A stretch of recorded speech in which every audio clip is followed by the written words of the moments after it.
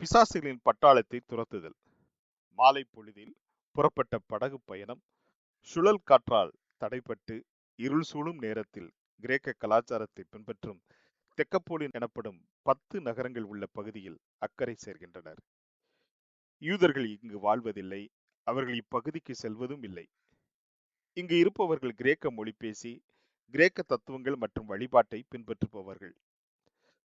மக்கபே கிளர்ச்சி காலத்தில் இப்பகுதி சில காலம் யூதர்களின் ஆட்சியின் கீழ் இருந்தது. பின்னர் ரோம பேரரசு அவர்களை விடுவித்து 10 நகரங்களின் கூட்டமைப்பாக சுயாட்சி அளித்தது. எனவே இவர்கள் யூதர்களை வெறுத்தனர். சிலை வழிபாடு செய்பவர்கள், கட்டளைகளுக்கு புறம்பான பன்றி இறைச்சி உண்பார்கள். ரோம பேரரசர்களை கடவுளர்களாக வழிபட்டனர். இப்பகுதிக்கு நம் ஆண்டவர் சீடர்களுடன் சென்றது யூதர்கள் எதிர்பாராத ஒன்று. இப்பத்தான் புயலடித்து ஓய்ந்தது. ஒரு வழியாய் படகை விட்டு அக்கறையில் இறங்கும் போது மாலை மயங்கி இருள் சூழ்ந்து விட்டது. மக்கள் நடமாட்டம் இல்லை. மலைப்பாங்கான பகுதி, பழக்கமில்லாத இடம், கூட்டம் கூட்டமாக பன்றிகளின் உருமல்கள், ஆங்காங்கே கல்லறைகள். திடீரென்று மலைகளில் ஏறிட்டு பார்த்தால் அதோ உடல் முழுதும் இரத்த காயங்களுடன் மலையிலிருந்து கீழே ஓடி வருவது ஆவியா மனிதனா? நினைச்சாலே திகில் பரவுது. நல்ல வேளை நம்ம ஏசப்பா கூட இருக்காரு, அதனால பயம் இல்லை. இருளில் ஓடி வந்த அந்த உருவத்தை பார்த்து நம்ம ஆண்டவர், அசுத்தாவியே இந்த மனுஷனை விட்டு போ என்றவுடன் அது நம்ம ஆண்டவரை பணிந்து, உன்னதமான தேவனுடைய குமாரனே, எனக்கும் உமக்கும் என்ன, என்னை வேதனைப்படுத்தாதபடிக்கு தேவன் பேரில் உமக்கு ஆணை என்று மிகுந்த சத்தமிட்டு விழுந்தது.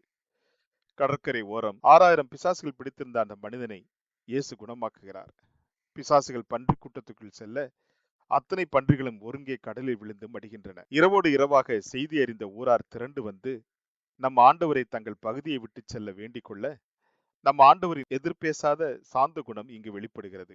அதே சமயம் பிசாசின் பிடியிலிருந்து ஊராரால் ஒதுக்கப்பட்ட, காயப்பட்டு சங்கிலிகளால் கட்டப்பட்ட, வருத்தமடைந்த, பெயர் அறியப்படாத அந்த ஒரு மனிதனுக்காய் நம் ஆண்டவர் இவ்வளவு சிரமப்பட்டு புயலின் சீற்றத்தில் மிகுந்த களைப்புடன் சற்றே கண்ணயரக்கூட முடியாத நிலையில் படகில் பயணம் செய்து வீசும் புயலை அமைதிப்படுத்தி பிசாசுகளை துரத்தி பன்றிகள் மாண்டு ஊர் மக்கள் ஏற்காமல் போக அந்த ஒரு மனிதனுக்காய், அவனின் விலையேற பெற்ற ஆன்மாவிற்காய் நம் ஆண்டவர் எடுத்த முயற்சி நமக்கு வியப்பளிக்கிறது. மானிடரை மீட்கவே அவர் மனுக்குலமானார். நம் ஆண்டவர் அவனிடம், நீ உன் இனத்தாரிடத்தில் உன் வீட்டுக்கு போய் கர்த்தர் உனக்கு இறங்கி உனக்கு செய்தவைகளை எல்லாம் அவர்களுக்கு அறிவி என்றார். அந்தப்படியே அவன் போய் இயேசு தனக்கு செய்தவைகளை எல்லாம் தெக்கப்போலி நாட்டில் பிரசித்தம் பண்ண தொடங்கினான். எல்லாரும் ஆச்சரியப்பட்டார்கள். இன்றைய ஜோர்டான் மற்றும் சிரியா நாடுகளில் கிரேக்க கலாச்சாரத்தை பின்பற்றிய இந்த 10 நகரங்களின் கூட்டமைப்பு பகுதியில் நம் ஆண்டவர் அனுப்பிய முதல் வேற்று கலாச்சாரம் பிரஜாதி மிஷனரி இவர்தான். சில காலம் கழித்து மீண்டும் நம் ஆண்டவர் தீரு மற்றும் சீதோ நகரங்களை சுற்றி ஊழியம் செய்த பின் தெக்கப்போலியின் தென் பகுதியில் ஊழியம் செய்ய வருவதை பின்பு பார்க்கலாம். அப்போது இயேசு சில காலம் இவர்கள் மத்தியில் எதிர்ப்பின்றி ஊழியம் செய்தார். பெயரறியப்படாத அந்த மனிதர் இப்பகுதியில் செய்த இயேசுவின் நற்செய்தி பணியின் விளைவாக இது இருக்கலாம்.